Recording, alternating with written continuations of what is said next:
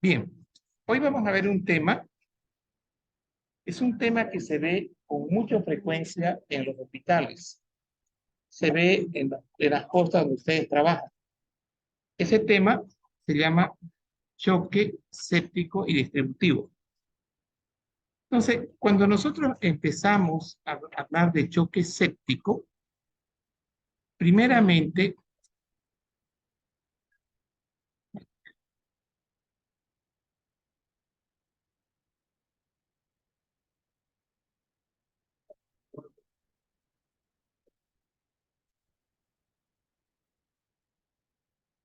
¿por qué no conecta? ¿No? Un ratito la luz. Está. A ver, ahí, ya, ahora sí.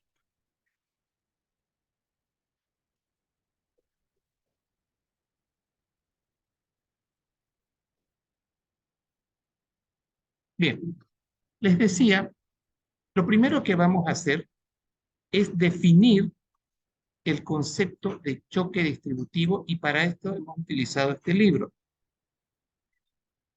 En Pastrana, la definición es muy clara, donde dice es una disminución de la perfusión.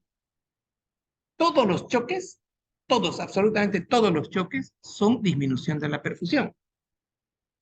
Pero en el cardiogénico es disminución del gasto cardíaco, en el hipovolémico es disminución del gasto cardíaco.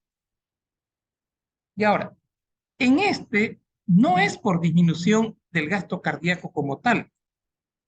En este va a ser por este concepto, por una vasodilatación exagerada. Es decir, este choque, el choque distributivo, no se va a caracterizar en una fase avanzada en gasto cardíaco bajo, pero al inicio va a ser vasodilatación anómala, vasodilatación exagerada. Y acá esta vasodilatación va a causar una disminución de la perfusión. Voy a aprovechar para hablar de otro término acá, donde dice resistencia vascular reducida. Entonces, hablar de vasodilatación es lo mismo que decir resistencia vascular disminuida, reducida. Entonces, estos son términos, son sinónimos que van a causar una hipoperfusión. Entonces, ahora ya tenemos la definición de choque distributivo. La vasodilatación, la disminución de la resistencia, va a causar hipoperfusión. Y aquí vamos a repasar. En condición fisiológica, la perfusión del corazón, 200 ml por minuto, el hígado 1350, el riñón 1350. O sea, estos órganos ya no van a recibir esa perfusión. ¿Por qué? Porque estamos vasodilatados. Ahora, aquí hay un concepto donde dice sepsis. La sepsis es la que se va a caracterizar por tener la vasodilatación exagerada. Aquí está la arteriola, aquí está la vénula, aquí está la vena. Entonces va a este nivel es que vamos a tener una vasodilatación. Y aquí tengo ahora un recordatorio. En condición fisiológica, cuando yo tengo buena presión arterial, tengo una buena resistencia, voy a tener mi DO2 de 20 ml de oxígeno por cada 100 ml de sangre. Cuando yo tengo esta condición fisiológica, mi VO2, o sea, mi grado de extracción de oxígeno, va a ser de 5 ml, o sea, el 25% de 20, o en ejercicio del 75%. Bien, entonces, en estado de choque, esta perfusión, por la intensa vasodilatación que está alterada, consecuentemente la VO2 también se va a encontrar disminuida, va a haber alteración en extracción de oxígeno. Pasamos ahora, y aquí tengo, ¿por qué se llama este choque hiperdinámico? Se llama hiperdinámico por esto de acá. Miren, porque el gasto cardíaco es alto. Entonces, vamos a justificar el término hiperdinámico. Para justificar este término hiperdinámico, vamos a empezar por la intensa vasodilatación, por la resistencia vascular disminuida. Esta resistencia vascular disminuida, esta vasodilatación, va a aumentar el retorno venoso. Consecuentemente, vamos a aumentar el gasto cardíaco y por eso se llama hiperdinámico. En ese momento, en esta primera fase de shock distributivo, el paciente tiene piel caliente, tiene una presión arterial que está la 110 la diastólica y 60 perdón, 110 la sistólica y 60 la diastólica. Esto habíamos dicho que se llama presión de pulso, es una presión de pulso muy amplia, mayor a 25. Si yo tomo la diferencia entre 110 menos 60, ¿cuánto me da? 50. Entonces ya es patológico porque es mayor a 25. Entonces, acá es hiperdinámico porque la presión de pulso es mayor a 25, la piel está caliente, hay taquicardia porque se activa el simpático. Y esta presión de pulso que ustedes ven acá es una presión de 40, es normal. Tenemos acá 120 menos 80, 40. Ahora, ¿qué caracteriza al choque distributivo en fase hiperdinámica? Gasto cardíaco alto, piel caliente y taquicardia. La explicación, aumento del retorno venoso. Y a nivel pulmonar, vamos a tener la presión capilar pulmonar de 18. O sea, no se va a alterar en esta fase hiperdinámica. En el texto que ustedes tienen para leer, de uno de los autores, dice gasto cardíaco bajo, pero no está hablando en ese texto del retorno venoso, no está hablando del retorno venoso aumentado. Entonces, primer estadio del choque distributivo es vasodilatación, aumento del gasto cardíaco, fase hiperdinámica. Eso, por favor, quiero que quede claro en ustedes. Segundo, aquí tenemos entonces lo que les decía, esta fase hiperdinámica. Y acá, esta fase hiperdinámica ahora va a dar un giro. De esta fase vamos a entrar en una fase de compensación. ¿Qué va a pasar en esta fase del estado de choque? Va a pasar lo siguiente. Resulta de que, concéntrense por favor acá, resulta de que a nivel tisular empieza a haber aumento de la permeabilidad. Empieza a haber ya disfunción endotelial. Y el endotelio de nuestros vasos van a producir muchas citocinas. La más importante, interleucina 1 y el TNF, factor de necrosis tumoral. Ahora ya tengo un segundo elemento en esta fase de choque distributivo, que es el aumento de la permeabilidad. Y si yo tengo aumento de la permeabilidad, este líquido del intravascular va a salir al espacio intersticial. Entonces, si nosotros tenemos ahora salida de líquido del intravascular al intersticial, el retorno venoso se va a encontrar disminuido. Entonces, ¿se acuerdan que antes era retorno venoso aumentado, ¿no ve? Ahora vamos a tener un retorno venoso disminuido. Y va a haber otro elemento que va a jugar un rol en el retorno venoso disminuido, que va a ser el óxido nítrico. Estos vasos que ustedes ven acá son las venas, son vasos de capacitancia. Entonces, tengo ahora vasodilatación intensa, reduce el retorno venoso. Tengo disminución de volumen, acá, disminución de volumen, disminuye el retorno venoso. Entonces, ahora, miren cómo va a cambiar esto. Ya no va a ser de gasto cardíaco alto, ahora va a ser de gasto cardíaco bajo. Ya no es hiperdinámico, está cambiando. Entonces, Dos fenómenos van a suceder en esta fase de compensación. Acá tenemos nosotros el callado aórtico.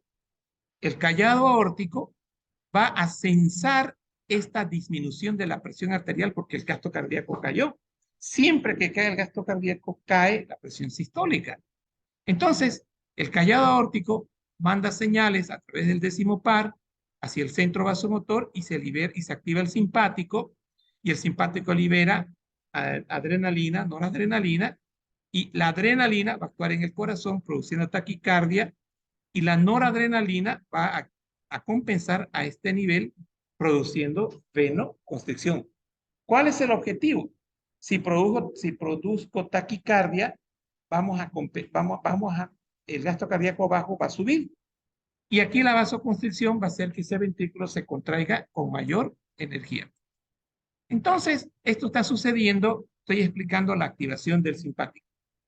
Consecuencia del gasto cardíaco bajo, el riñón ya no va a tener los 1350 ml por minuto, va a tener mucho menos, porque estamos en estado de choque distributivo.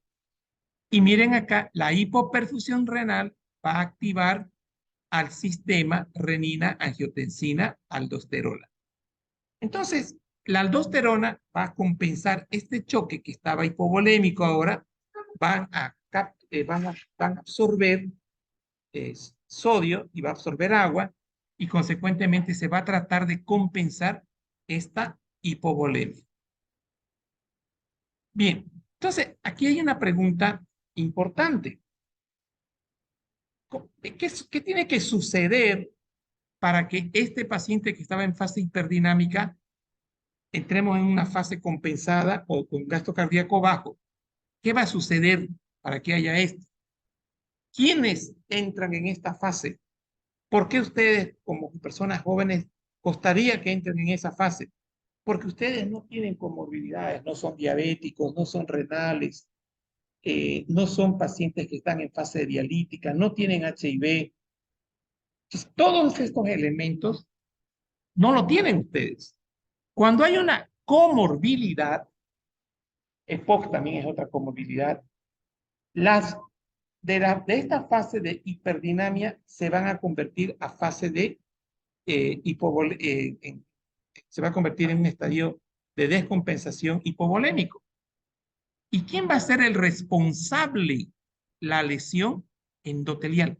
¿Quién es responsable de este cambio? La lesión endotelial, porque va a producir interleucina 1 y factor de necrosis tumoral. Ahora, esta interleucina 1 y factor de necrosis tumoral ya vimos que aumentaba la permeabilidad. Pero ¿qué está haciendo a nivel del hipotálamo? En el hipotálamo revisamos nosotros el tema de fiebre. ¿Se acuerdan de los pirógenos endógenos? Llegan al hipotálamo y se convierten en prostaglandina E2 y la prostaglandina E2 ingresa por los órganos circunventriculares, ingresa al hipotálamo y ahí se convierte en ATP, en ADP, para que cambie el punto de ajuste del hipotálamo y el paciente tenga escalofríos. Y después de los escalofríos tenga fiebre. ¿Qué va a pasar? Entonces, en esta fase tengo fiebre. ¿Qué va a pasar con la interleucina 1? Va a ir a la médula. Y en la médula, en la médula teníamos nosotros un grupo de células encargadas de producir leucocitos, monocitos, neutrófilos. Estas células productoras de monocitos, de neutrófilos, van a ser activadas y vamos a tener leucocitosis con neutrofilia. Ejemplo, este paciente es una paciente que tiene una infección urinaria, es diabética, está hiperglicémica y está liberando grandes cantidades de TNF e interleucina 1, va a la médula y esto sale en el hemograma, con neutrófilos del 90%. Entonces, ¿cómo yo me estoy ubicando? Porque ya tengo una fase de leucocitosis. Y ahora, ¿y qué pasa si el paciente es el que atendí el sábado? Es un paciente mayor, 70 años de edad, renal con un catéter en fase dialítica. Y este señor, siendo una persona que hablaba demasiado, muy sociable, está apagado. Le toman la presión 85-60. Entonces ya estamos entrando en esta fase. Hacemos cultivo y se cultiva en sangre Escherichia coli y aparece un soplo en el foco aórtico. Entonces, este paciente no tenía 18.000 blancos, tenía 7.000. O sea, el hecho, a veces cuando estas médulas son envejecidas, por más que haya interleucina 1, no se logra activar a estas células productoras de neutrófilos. Entonces, porque están envejecidas, es una médula envejecida. Entonces, no siempre vamos a tener leucocitosis. También podemos tener leucopenia y también podemos tener neutrófilos leucocitos normales. ¿Estamos? Pero quiero que sepan el por qué. Porque se está produciendo un fenómeno sistémico. La interleucina no está actuando solamente en esa inflamación local de la pierna, o del riñón de este paciente, o del catéter donde estaba infectado. Se está produciendo a nivel sistémico. Y a nivel sistémico, acá intensa aumento de la permeabilidad, intensa vasodilatación, retorno venoso disminuido. Y ahora hay un detalle que también más adelante lo vamos a aclarar. Siendo un choque distributivo, se va a convertir también en un choque hipovolémico, porque esta intensa vasodilatación producida por estos tres elementos van a reducir retorno venoso, y si yo reduzco retorno venoso ya es choque hipovolémico. O sea, toma el aspecto de un choque hipovolémico, pero no porque tenga pérdida de sangre, sino por la intensa venodilatación. Bien. Entonces, acá les marqué algunos detalles en qué momento de esta fase hiperdinámica se convierte en fase hipovolémica, ya en fase de compensación con renina-angiotensina. ¿En qué factores están jugando, qué rol? Estamos hablando de los, de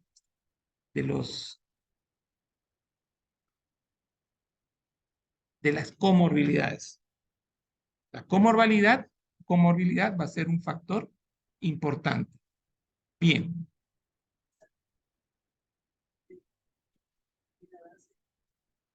Exacto, exacto.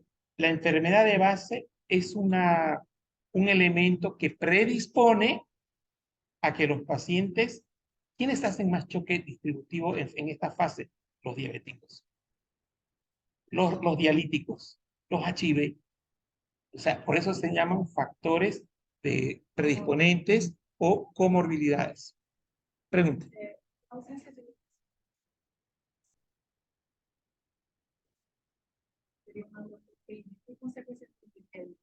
Malo, malo porque aprendimos en inflamación que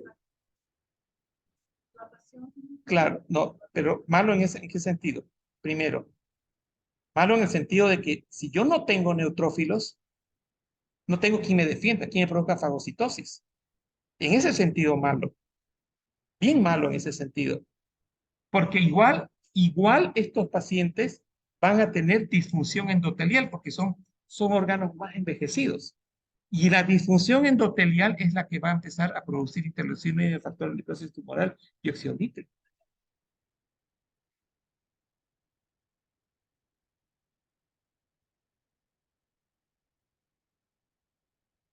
Claro, ¿por qué los pacientes con estos factores predisponentes son más susceptibles de hacer enfermedades? Porque están, su sistema inmune está bajo, no está activo, es lento.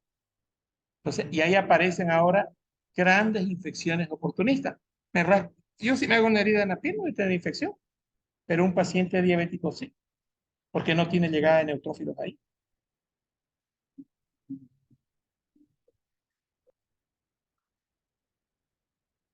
Inmunodeprimido significa HIV, inmunodeprimido significa diabetes, inmunodeprimido significa renal crónico en fase dialítica. Inmunodeprimido significa un EPOC. Eso es un inmunodeprimido. Entonces, la idea que se van a llevar hoy día, inmunodeprimido no solo es HIV, inmunodeprimido son todas estas enfermedades que acabo de mencionar. Entonces, la inmunodepresión son factores predisponentes para que el estado infeccioso en el paciente sea más agresivo. Si hay más agresividad de estado infeccioso, tengo una inflamación sistémica, ya no tengo una inflamación local. Ahora, acá, ¿qué tengo? Dice, el organismo en condición fisiológica produce aldosterona, ¿no ve? Repone volumen. Y esto que estoy mencionando, donde está esta flecha, señores, es lo que el médico va a hacer. Ustedes les llegan un paciente, está con la piel fría, está hipotenso, está con presión de pulso baja y tienen una herida, tienen unos leucocitos bajos o tienen un catéter que está saliendo pus. Señores, ese paciente inmediatamente tiene que recibir de 10 a 20 ml kilo peso en una hora de volumen, porque yo voy a imitar lo que hace mi organismo, porque fisiopatológicamente está dilatado, está hipovolémico, está en un shock hipovolémico. Entonces, esta es la cantidad de volumen que le voy a reponer. Señores, no se pongan a hacer historia clínica, no escriban, hacen su diagnóstico y pongan la indicación. Suero fisiológico, suero Ringer, 1 litro pasar en una hora. Después van a hacer su historia clínica. Porque lo que yo veo es, está el residente haciendo su historia clínica, todo pachorriento, va a cámara lenta, que son 2 horas. Y en la sepsis los minutos cuentan. Los minutos cuentan. Entonces, esto es tras que llega el paciente. Ustedes están haciendo provincia, han detectado sepsis que se está convirtiendo en choque distributivo. Por favor, inicien el volumen ahí mismo y lo mandan en ambulancia previa conversación con el centro respectivo. Entonces, por eso estoy haciendo hincapié en esto. Esto es importante. Ahora, la pregunta es, ¿cuándo se convierte un choque distributivo en hipovolémico? La respuesta es cuando disminuye el retorno venoso por la venodilatación intensa que hay. Ahora, hay un detalle que su compañero trajo de Uribe, me encantó. Causas de que se convierta en hipovolemia. Aumento de la capacitancia, o sea, intensa venodilatación. Eso es aumento de la capacitancia. Por caída de la resistencia vascular sistémica. Dicho de otra manera, por relajación de músculo liso. Listo. ¿Quién es el autor de toda esta historia? Interleucina 1 y óxido nítrico. Entonces, son elementos que producen una resistencia vascular sistémica totalmente disminuida, músculo liso relajado, intensa vasodilatación, disminución del retorno venoso. Consecuentemente, se convierte este choque en hipovolémico. Y este es otro elemento que aquí no lo menciona, el aumento de la permeabilidad. O sea, son 2 elementos, el aumento de la permeabilidad y la disminución de la resistencia sistémica. Bien, ahora vamos a entrar de este estadio a uno que es peor. A uno que es peor que se llama falla multiorgánica. ¿Y qué va a pasar en falla multiorgánica? En falla multiorgánica va a pasar lo siguiente. Acá tengo mi tejido. Esto que ustedes ven acá de rojo es el endotelio. Pero fíjense que es un endotelio deforme, no está rectangular, porque ya la disfunción endotelial es peor, es mayor. Mayor disfunción endotelial. Entonces, en mi cabeza acá aparece mayor interleucina 1, mayor factor de necrosis tumoral. Pero algunas cositas más que tenemos que agregar para esta fase de falla multiorgánica. Acá vamos a tener lo siguiente. Esta disfunción endotelial va a favorecer la adhesión de leucocitos y neutrófilos. Es decir, esto se va a llenar de neutrófilos acá. Consecuentemente va a haber una obstrucción de flujo, ¿cierto? Y también vamos a tener acá otro elemento. Nuestro endotelio, cuando es nuevito, cuando está liso, es un anticoagulante. Pero ahora tengo un endotelio que está irregular. Los factores procoagulantes van a empezar a aumentar. Y aquí tengo uno de ellos, el factor tisular.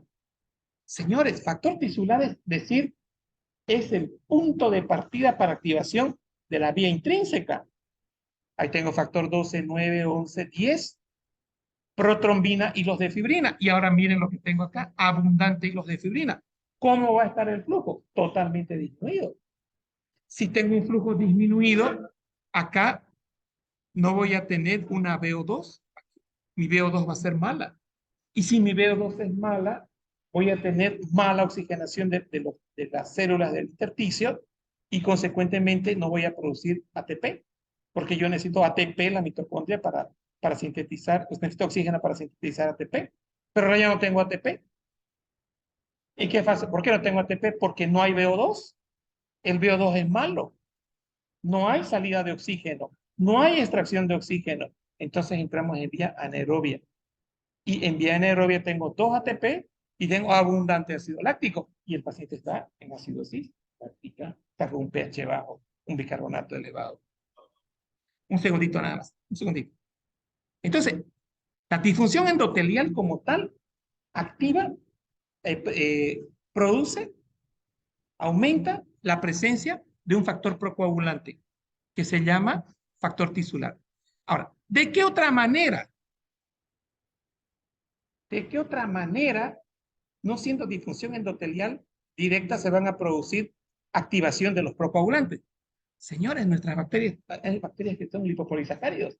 Estos lipopolisacáridos de la bacteria van a producir más lesión endotelial, más factor tisular, más procoagulante, más disfunción local, más alteración de la microcirculación VO2 bajo.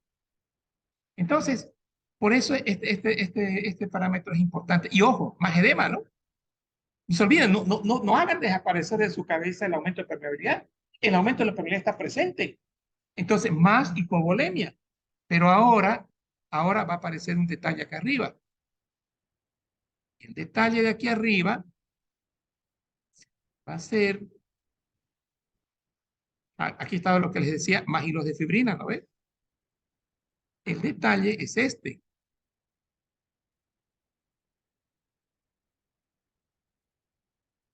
Nada. Aquí está el detalle. Nada. Aquí está el detalle. Nada. No está el detalle. Señores, aquí está el detalle. Estas interleucinas, este óxido nítrico, va a atacar al corazón y lo va a volver insuficiente. Lo va a dilatar al corazón. Lo va a estirar al corazón.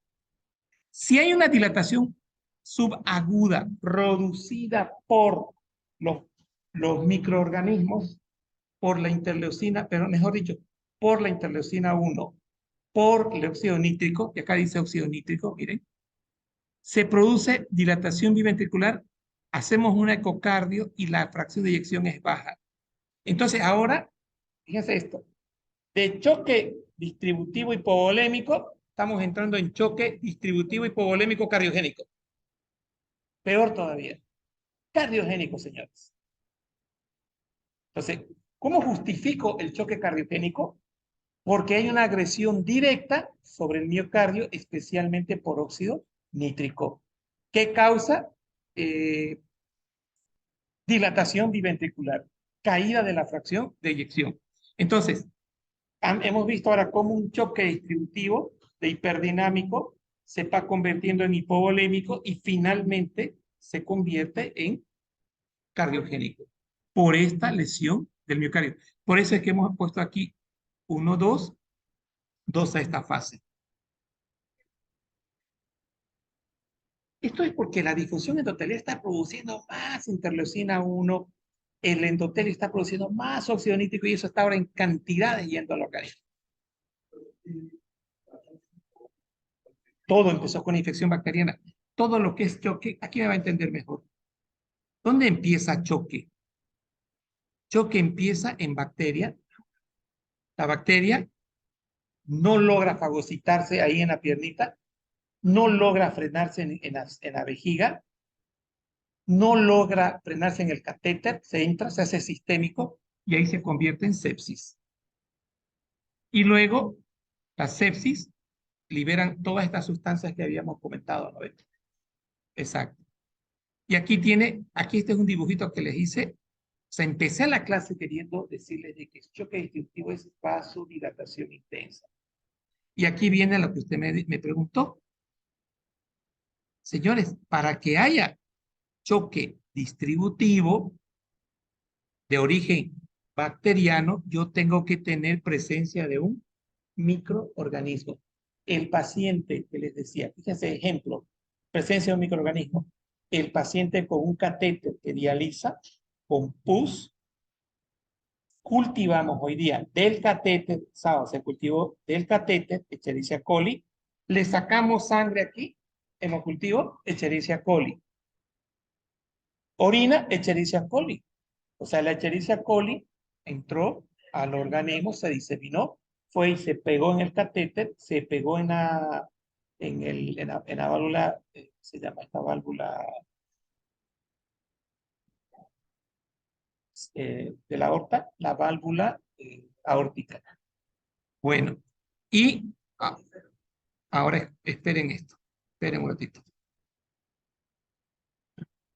Les voy a mostrar cómo nosotros nos retroalimentamos. Y resulta que viene un colega que es una persona que nos está retroalimentando de una manera maravillosa y nos dice, estas manchitas que estoy viendo son unos nódulos de Osler. Los nódulos de Osler son vasculitis producidas por sepsis, por endocarditis bacteriana. Miren, esto no tenía él. Entonces, este colega ve la clínica, ve los nódulos de Osler y ya le pone más el soplo, dice endocarditis bacteriana. Llega al cultivo, hay evidencia. Ahora, lo que quedó pendiente en este señor es ver unas vegetaciones en la válvula aórtica y eso se lo hace a través de un ecocardio. Entonces, miren ustedes, ahí está, perdón, un segundito. Aquí vemos los nódulos de Osler que están reflejando una vasculitis, que es vasculitis, tejido, ¿no? Que está reflejando endocarditis. Ahora sí, repítame la pregunta. Sí, sí, sí. Inmediatamente, ¿qué fue lo que hicimos? Inmediatamente a este paciente se le coloca una penicilina, un imipenem, perdón. Se le hace un imipenem para cubrir todo lo que es coli y también se lo deja con amicacina porque es coli. Hay que atacar coli y sacamos la vancomicina porque pensábamos que podía ser un estáfilo, pero ya teníamos evidencia en el cultivo de que era coli. Está en shock. ¿Cómo sé que está en shock? Presión arterial, 85, 60 tenía. Taquicárdico, frío, obnubilado, no hablaba el hombre. Hola, ¿qué tal? No hablaba, apenas. Y después la orina empezó a disminuir, a pesar que era renal, que está en fase dialítica, pero ese poquito de orina, él era oligúrico, peor se hizo anúrico. Entonces, tenemos detalles de mala perfusión. Esto es mala perfusión. Disfunción multiorgánica. Ya lo vi yo en disfunción multiorgánica. Claro, es reversible con volumen, es reversible con noradrenalina, es reversible con antibióticos y que el paciente tenga un poquito de defensa. Porque estos solitos, los antibióticos no hacen nada. Necesitamos neutrófilos, necesitamos monocitos, primera y segunda línea de defensa. Si no tenemos eso, si no tenemos macrófagos activados, no se puede, ¿no? Es un conjunto de, pero salen los pacientes cuando tienen sus antibióticos en horario y cuando todavía no están en una disfunción multiorgánica. Este paciente está entrando a disfunción, pero podemos agarrarlo todavía ahí. Se puede. Otro foco infeccioso. ¿Qué es eso? Esto es un fondo blanco. ¿Con qué comparan esto? No, esto es pulmón. ¿Con qué comparan esto? En la vida real, a ustedes. No, comparación. Si ustedes no fueran médicos, ¿qué dirían que es esto?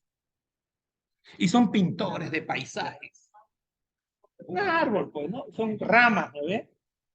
Esto, ya, ustedes son pintores, ahora ya van a ser médicos. El fondo blanco es pus en los alveolos. Estos son los bronquios donde es aire. Esto se llama, este es un signo. Este es un signo que se ve del infiltrado alveolar. Entonces, el pus no llega al bronquio, está en el alveolo. Entonces, el aire se ve blanco, se ve negro. Entonces, estas son imágenes típicas de neumonía, neumonía. Entonces, esta neumonía fue del paciente que vimos la clase anterior que tenía derrame pericárdico. ¿Bien? ¿Está bien? ¿Está bien? Bien. Entonces, esto ténganlo como un recordatorio que les va a servir. Y aquí les mostré esa imagen por la pregunta que hizo su compañero. ¿Y es virus, es bacteria? Sí, es bacteria. En época de COVID era virus sistémico, era virus. Ahora es bacteria.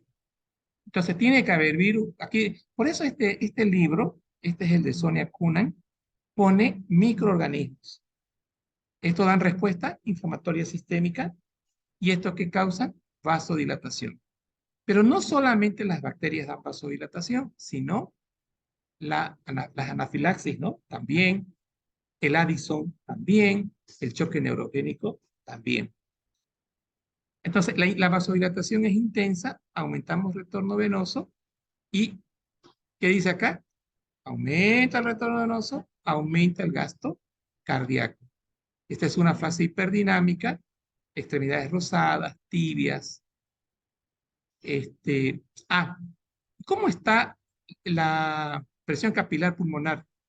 Sigue 7, normal. De 7 a 18 normal. O sea, no se altera en esta fase. Y aquí fue el problema del alumno. Me dice, doctor, el libro dice gasto cardíaco bajo. Sí, pero en esta primera fase de sepsis, gasto cardíaco alto, hiperdinámico. Luego tengo esta imagen de acá, y aquí vean, dice estadio de compensación. Acá, etapa de compensación. ¿Qué tengo en etapa de compensación? Tengo ya, miren esto, extravasación y vasodilatación, salida de líquido. ¿Esto qué va a causar? Disminución del retorno venoso y consecuentemente, miren la flechita, choque hipovolémico. Y si a esto en la fase más avanzada, donde hay disfunción ventricular producida por óxido nítrico y tenemos, hacemos un ecocardio y tenemos una fracción de eyección baja, choque cardiogénico. Entonces, y aquí como es, ahora miren aquí gasto cardíaco bajo. Vieron que en la primera fase no hablé yo ni de renina ni de angiotensina, porque el gasto cardíaco era alto. Entonces, aquí se libera ya vimos que se activa el simpático renina y miren, taquicardia, vasoconstricción. ¿Qué es redistribución de flujo?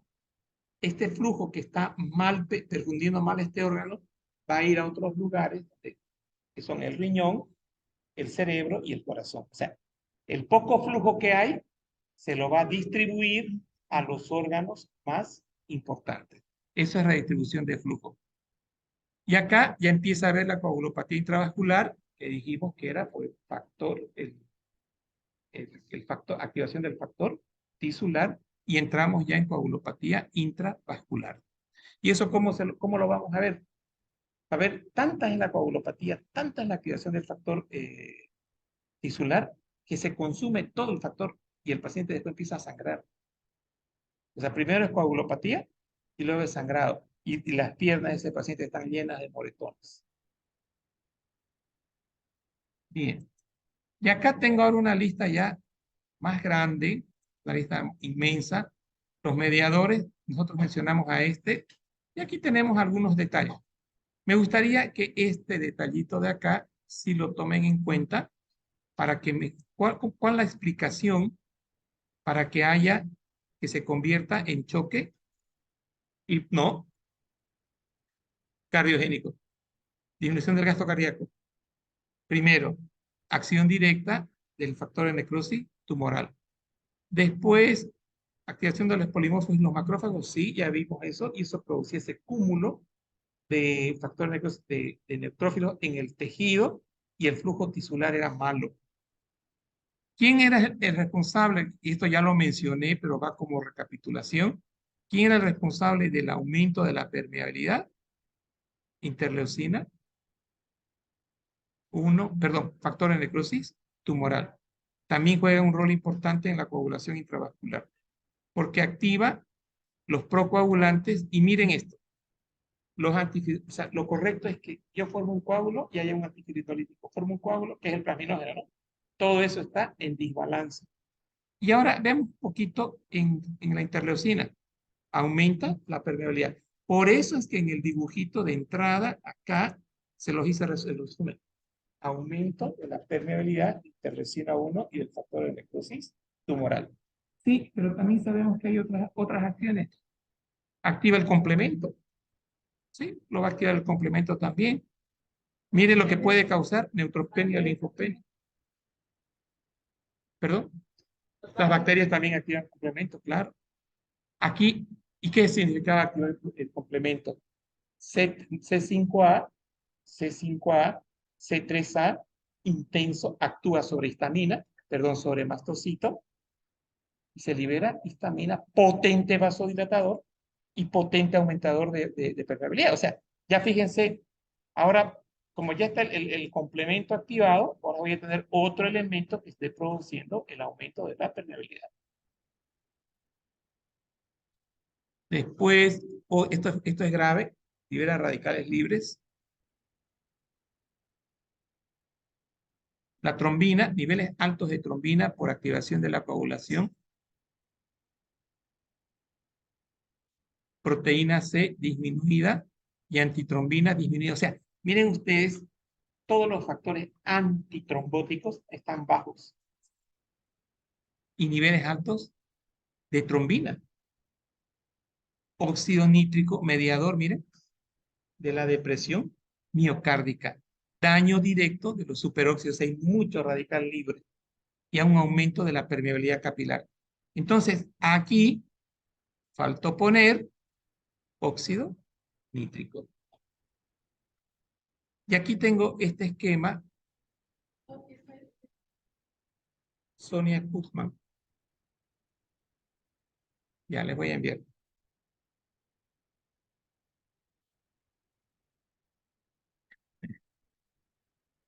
¿Qué dice ahí? Ya, etapa irreversible. ¿Qué dice aquí? Falla multiorgánica. Señores, si llegamos a falla multiorgánica, es grave. Hay que hacer, pero más complicado. ¿Qué tengo acá? Obstrucción de la circulación por trombo. Imagínense, microcirculación con trombo. Las células empiezan a morir, ya no por déficit de VO2, de oxígeno, sino porque sea la apoptosis. ¿Por qué más? Aumento de radicales libres. Liberación de citocinas inflamatorias, más interleucina 1, más interleucina 6, más factor de necrosis tumoral. La falla orgánica múltiple corresponde, miren, a la última etapa del shock, en el que el organismo es incapaz de responder a las demandas de oxígeno. O sea, por más que yo le haga llegar oxígeno con un ventilador, no hay respuesta. ¿Por qué? Porque el tejido está dañado, el tejido está obstruido, las células están con muerte celular programada. Por eso no hay respuesta. Por lo que se instaura un metabolismo anaeróbico que genera sustancias reactivas y se enciende una cascada inflamatoria que puede llegar a ser irreversible, llevando inevitablemente a la apoptosis. Etapa de compensación que todavía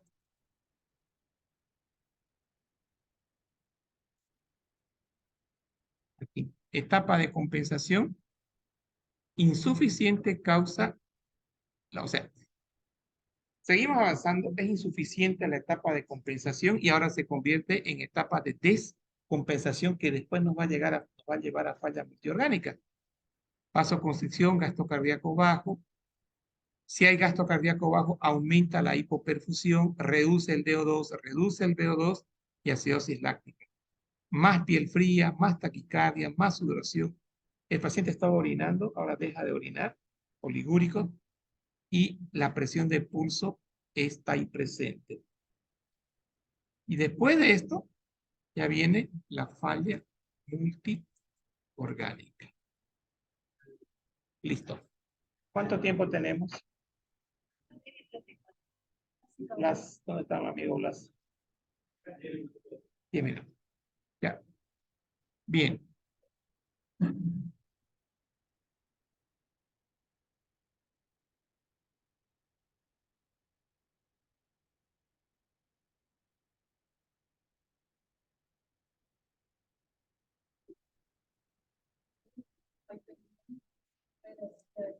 Hipodinámica, sí.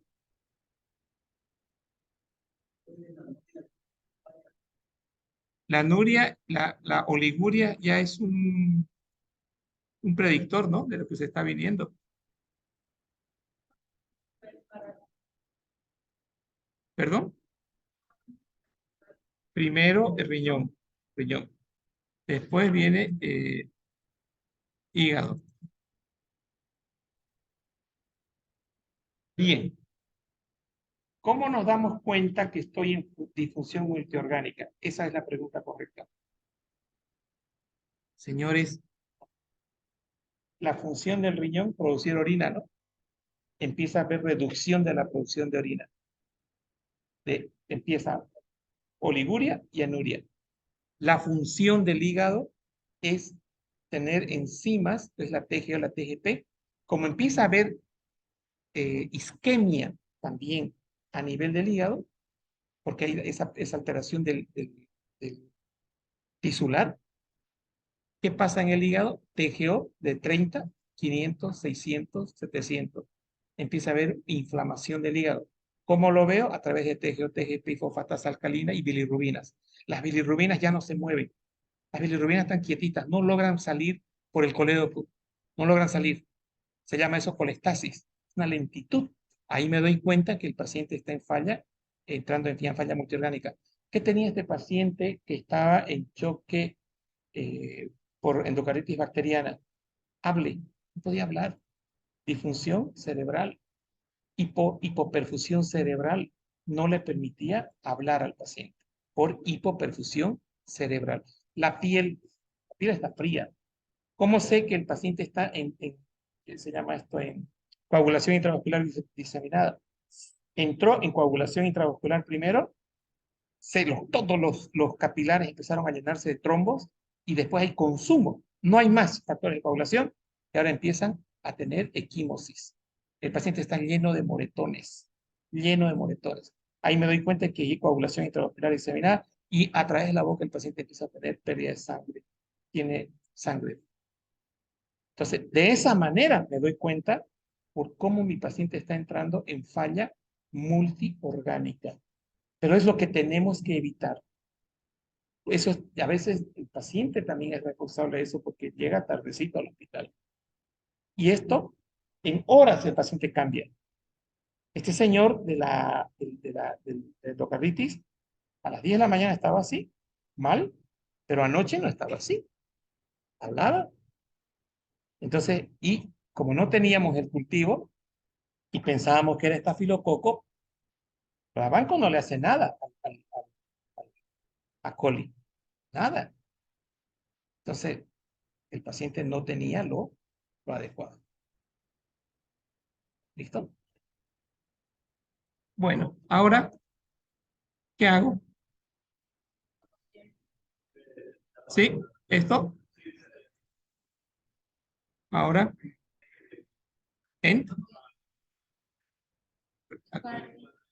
este.